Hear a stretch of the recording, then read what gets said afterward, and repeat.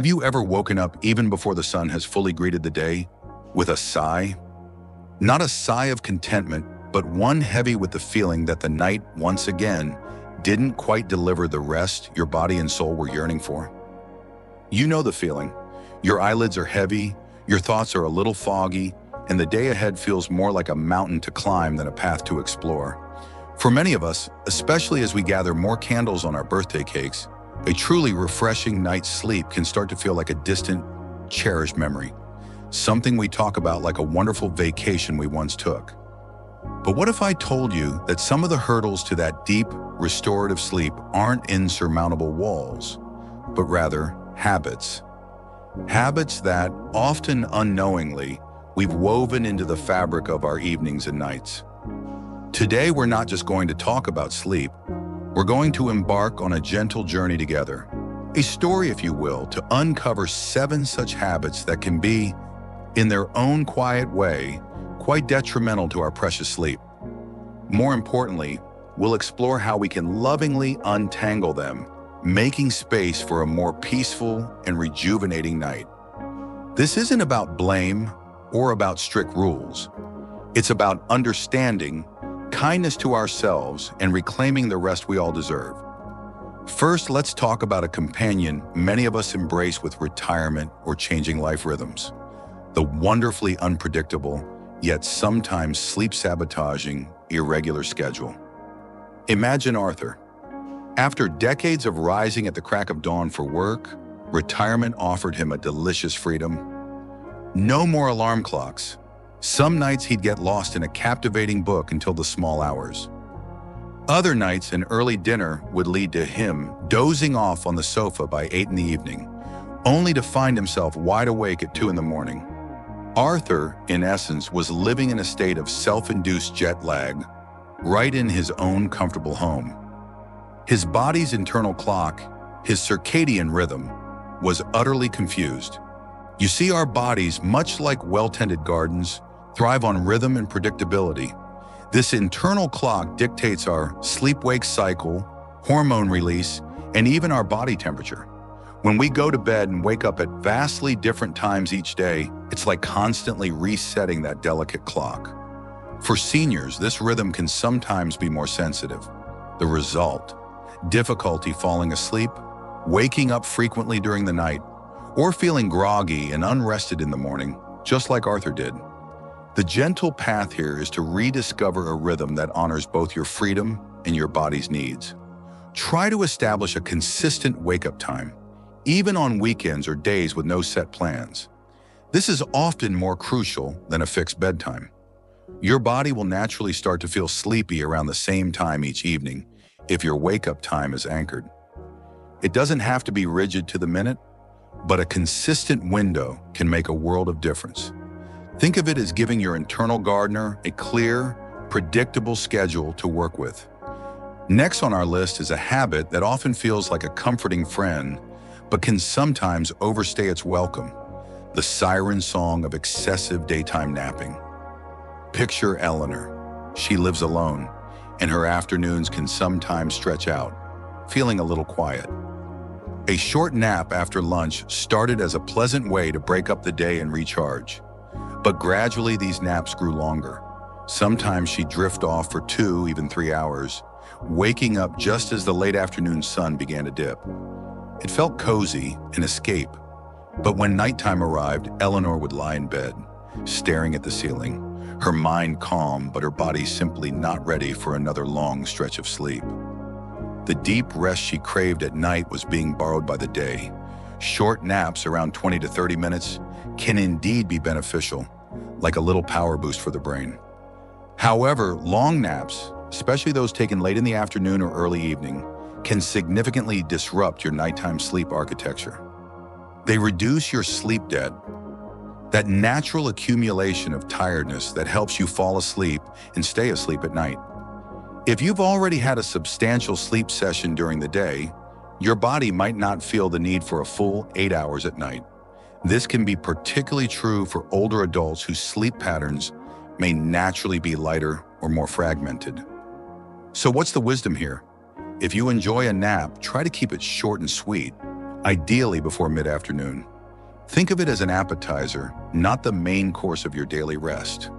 This way, you still build up enough sleep hunger to enjoy a satisfying, consolidated sleep when night truly falls. It's about finding that balance, ensuring your daytime rest complements rather than competes with your nighttime slumber. Does this sound familiar? Perhaps you found your own ways to manage your daytime rest, or maybe you've noticed how napping affects your nights. We'd love to hear about your experiences and any tips you might have in the comments below. Sharing your wisdom can help so many others in our community find their way to better sleep. Let's move to our third habit, one that often creeps in disguised as a comforting ritual. Consuming stimulants like caffeine, or even certain types of tea too close to bedtime. Margaret, a delightful lady in her late 70s, had a cherished evening routine. After dinner, she'd settle into her favorite armchair with a steaming mug of strong black tea and watch her favorite television program. It was her wind down, her little treat. She'd been doing it for years, and for years she'd also experienced restless nights, often finding it hard to drift off, her mind feeling oddly alert despite her tiredness. She never connected the two, attributing her sleep troubles to simply getting older. It wasn't until a thoughtful conversation with her doctor, who gently inquired about her evening habits, that the penny dropped. That beloved cup of tea, rich in caffeine, was acting like a hidden stimulant, keeping her sleep at bay. Caffeine, as many of us know, is a powerful stimulant. It blocks adenosine, a neurotransmitter that promotes sleepiness. While a morning cup of coffee or tea can be a wonderful kickstarter, its effects can linger in our system for many hours.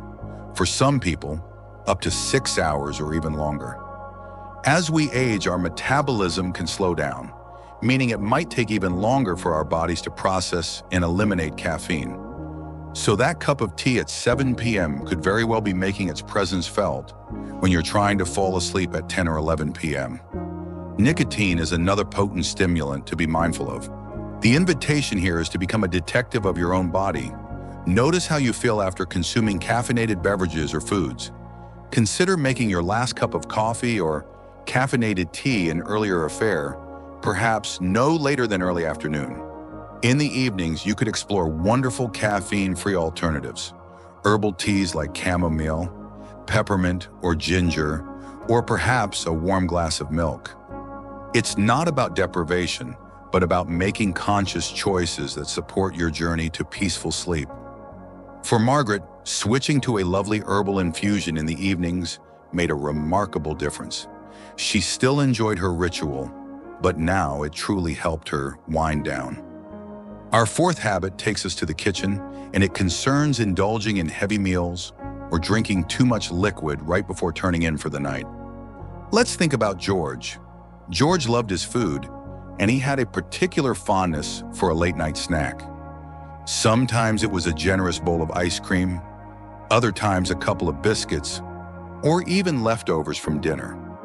He often found himself waking up in the middle of the night with uncomfortable heartburn or a feeling of fullness. He'd also make several trips to the bathroom. He chalked it up to a sensitive stomach or just part of aging, rarely linking it directly to his pre-bedtime feast. Eating a large, heavy meal close to bedtime can indeed wage war on your sleep. Your digestive system has to work overtime when it should be resting. This can lead to indigestion, acid reflux, and general discomfort, making it hard to fall asleep or stay asleep. Lying down with a full stomach can exacerbate reflux, as gravity is no longer helping to keep stomach acids where they belong. Similarly, drinking a lot of fluids, even water, right before bed can lead to multiple nighttime awakenings for bathroom visits, disrupting your sleep cycles. While staying hydrated is crucial, timing is key. The gentle shift. Try to have your main evening meal at least 2 to 3 hours before you plan to go to sleep. This gives your body ample time to digest. If you do feel hungry later in the evening, opt for a light, easily digestible snack, perhaps a small banana, a few almonds, or a piece of toast. And when it comes to fluids, Try to drink most of your water or other beverages earlier in the day and evening, tapering off as bedtime approaches. It's about nourishing your body thoughtfully, ensuring it's settled and calm as you prepare for rest, not busy with a late-night workload. George found that a small, warm, milky drink an hour before bed, instead of his usual ice cream, helped him immensely. Now let's consider what happens in the hour or so before our head hits the pillow. This brings us to our fifth habit, the absence of a truly relaxing bedtime routine or engaging in stimulating activities right before sleep. Susan was a busy woman. Even in her retirement, she managed the household finances, stayed connected with family online, and loved a good political debate on the news or a thrilling mystery novel. Often, she'd be paying bills on her tablet, watching an intense news report, or reading a suspenseful chapter right up until the moment she switched off her bedside lamp. Then she'd lie in the dark, her mind still racing, replaying conversations, mulling over worries, or trying to solve the fictional crime. Sleep felt miles away. Our minds and bodies need a transition period, a gentle slope from the activity of the day to the stillness of the night. Jumping straight from mentally stimulating or emotionally charged activities into bed is like expecting a speeding car to stop instantly without brakes. It's jarring. The blue light emitted from screens, televisions, computers, tablets, and smartphones can also suppress melatonin production, the hormone that signals to your body it's time to sleep. Creating a wind-down routine is an act of profound self-care. Think of it as a gentle ritual that cues your body and mind that sleep is approaching. This could be anything that you find calming and enjoyable. Perhaps it's a warm bath with Epsom salts, listening to soothing music, practicing some gentle stretches or meditation, reading a physical book, something calming, not a thriller, or writing in a gratitude journal. The key is to choose activities that are relaxing, screen-free if possible for the last hour, and consistent. Susan started a new routine, a warm, lavender-scented bath followed by 20 minutes of reading a gentle biography. She found her mind much quieter, and sleep arrived more as a welcome friend than an elusive stranger.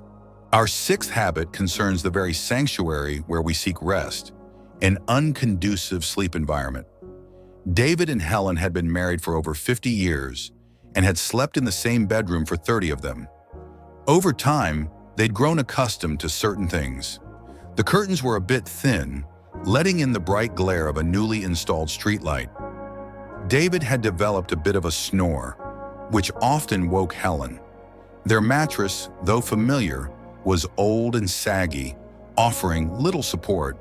They'd often wake up feeling stiff or unrefreshed, attributing it to their age, not fully considering how their immediate surroundings were playing a part. Your bedroom should be a haven for sleep, cool, dark, quiet, and comfortable. Each of these elements plays a crucial role. A room that's too hot or too cold can make it difficult to fall asleep and stay asleep. Light, even small amounts, can disrupt melatonin production and your sleep cycles. Noise, whether from outside traffic, a snoring partner, or a ticking clock, can prevent you from falling asleep or can jolt you awake. And an uncomfortable mattress or pillows can lead to aches, pains, and restless tossing and turning. The beautiful thing is that many of these elements are within our power to adjust. Consider investing in blackout curtains or an eye mask to create darkness. Earplugs can be a simple solution for noise, or a white noise machine can help mask disruptive sounds. Experiment with the thermostat to find a cool, comfortable temperature. Generally, a bit cooler is better for sleep. And while a new mattress can be a significant investment, it's worth considering if yours is old and unsupportive. Even new pillows, suited to your sleeping position, can make a big difference. David and Helen decided to invest in new, thicker curtains and a good quality mattress topper. Helen also gently encouraged David to see a doctor about his snoring, which turned out to be mild sleep apnea, treatable with a simple device. Their shared sleep improved dramatically. If these insights are resonating with you, or if you know someone who could benefit from a more peaceful night's sleep, perhaps a family member or a friend, please consider liking this video and sharing it. It's a small act that can make a big difference in someone's life. And for more conversations like this about living well and cherishing every chapter of life, do take a moment to subscribe to our channel. We're building a supportive space here, a community learning and growing together. Finally, we arrive at our 7th habit, and it's a crucial one. Often unintentionally ignoring underlying health conditions or the side effects of medications that might be impacting sleep. Maria, a vibrant woman in her early 80s, had been experiencing uncomfortable sensations in her legs at night for months. A creepy, crawly feeling that made her want to constantly move them. She'd get out of bed, pace the room, and find temporary relief, only for it to return when she lay down again. She dismissed it as just old age or poor circulation, something she simply had to endure. Her sleep was understandably terrible. It wasn't until a concerned friend, noticing Maria's constant fatigue, urged her to mention it to her doctor that she received a diagnosis. Restless leg syndrome, a very treatable condition. Many underlying health issues can profoundly affect sleep quality in older adults. Chronic pain from arthritis, for example, can make it difficult to find a comfortable position. Anxiety and depression often go hand in hand with insomnia. Conditions like sleep apnea, where breathing repeatedly stops and starts, nocturia, frequent nighttime urination due to various medical reasons, or as in Maria's case, restless leg syndrome, are significant sleep disruptors. Furthermore, some medications, while necessary for other health conditions, can have side effects that interfere with sleep. The most important step here is open communication with your healthcare provider. Don't ever assume that poor sleep, pain, or discomfort is just an inevitable part of getting older. It's not. Keep a sleep diary if you find it helpful, noting your sleep patterns, any disturbances, and how you feel during the day. Share this information with your doctor. They can help identify if an underlying condition needs treatment or if a medication might be adjustable or an alternative found.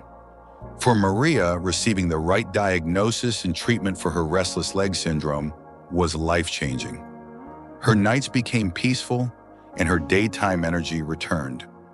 You are your own best advocate for your health and well-being. So, there we have them. 7 habits, 7 quiet little thieves that can steal away our precious sleep. But as we've journeyed through these stories and insights, I hope what you felt most is a sense of empowerment and hope, because each of these habits, once recognized, can be gently reshaped. It's not about a drastic overhaul overnight, but about small, loving adjustments made with patience and kindness towards ourselves. Remember Arthur, who found rhythm in his retirement, and Eleanor, who learned to balance her naps.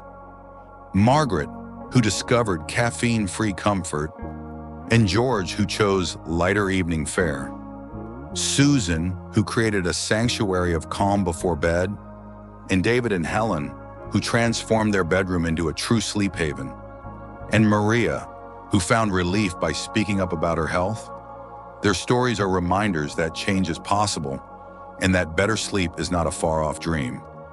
It's about understanding our body's incredible wisdom and working with them, not against them.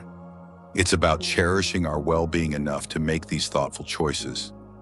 Every night offers a new invitation to rest, to restore, to rejuvenate. And by becoming more mindful of these habits, we can open the door a little wider to that invitation. Thank you for spending this time with me, for walking this path of discovery. May your nights become more peaceful, your mornings brighter, and your days filled with the energy and vitality that good sleep brings. You deserve nothing less.